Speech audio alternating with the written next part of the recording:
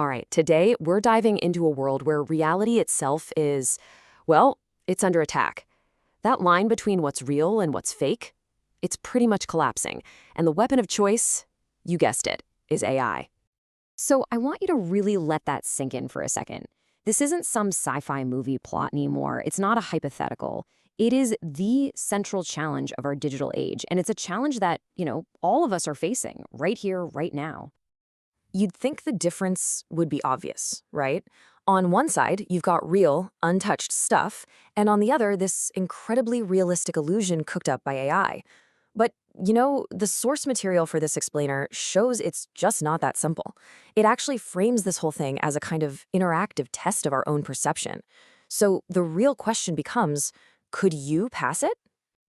Okay, so let's jump right in with section 1, spot the AI illusion. Yeah, this is where your reality is really put to the test. So, how exactly do these tests work? Well, they basically turn spotting fakes into a game.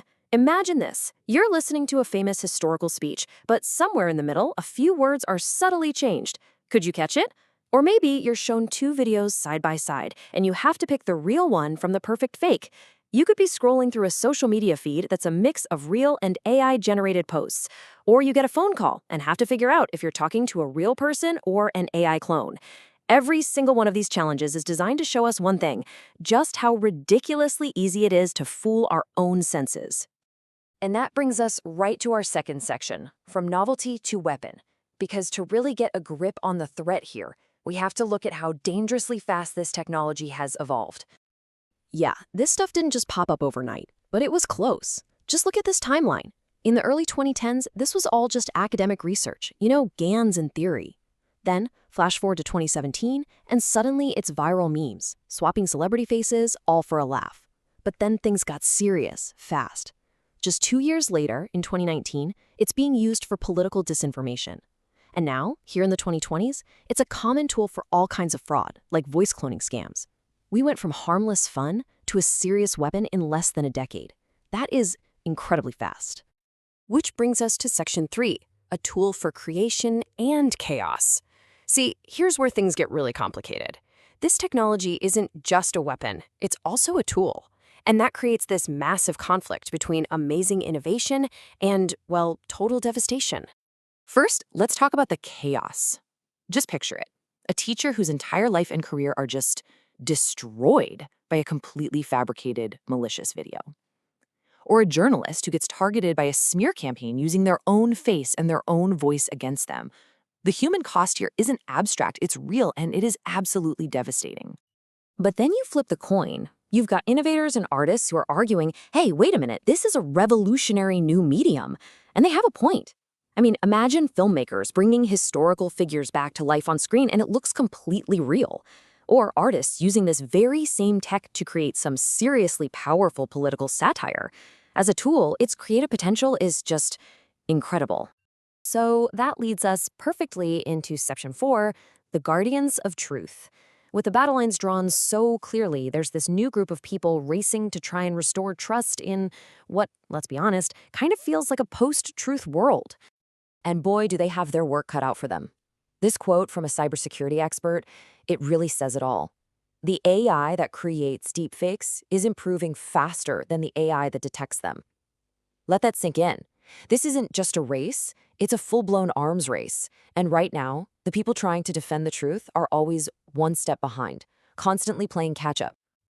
So how do we even begin to fight back? Well, the crucial thing to understand is there's no single magic bullet here. The defense has to come from all sides. First, we obviously need better AI detection, smarter algorithms to spot the fakes. Second, things like digital watermarks, creating a standard way to authenticate media. Third, we need solid legal frameworks that actually hold the creators and the platforms accountable. And maybe most importantly of all, fourth, we need a massive push for digital literacy. We have to train ourselves, all of us, to question what we see and to verify information. What all this really signals is a fundamental shift in how we interact with information. We are leaving behind a world where we could just passively trust what we saw. That era is over. We're now entering a new age, the age of verification. An age where finding the truth isn't a given, it's something you have to actively work for. And to really bring this all home, the source material for this explainer does something brilliant to illustrate the personal stakes. It ends with a custom-made deepfake. Imagine you're watching a breaking news broadcast about some global crisis, and suddenly the anchor says your name. In that instant, this big abstract threat becomes very, very real. It's immediate. It's personal. So I'm going to leave you with that exact same question. If you saw a video like that tomorrow, it looks perfectly real, it's being shared by people you trust, would you even think to question it? And maybe more importantly, would the people in your life? Because that's the real vulnerability here. It's not just about technology, it's about the fragility of our social trust. And that's exactly what this technology is built to exploit. But look, this doesn't have to end in despair. This final message is actually a really powerful call to action. Truth, it may no longer be something you can just see at a glance, but it isn't lost. It's still out there. It's still knowable, but only if we choose to seek it out. And that choice, that responsibility is now on all of us.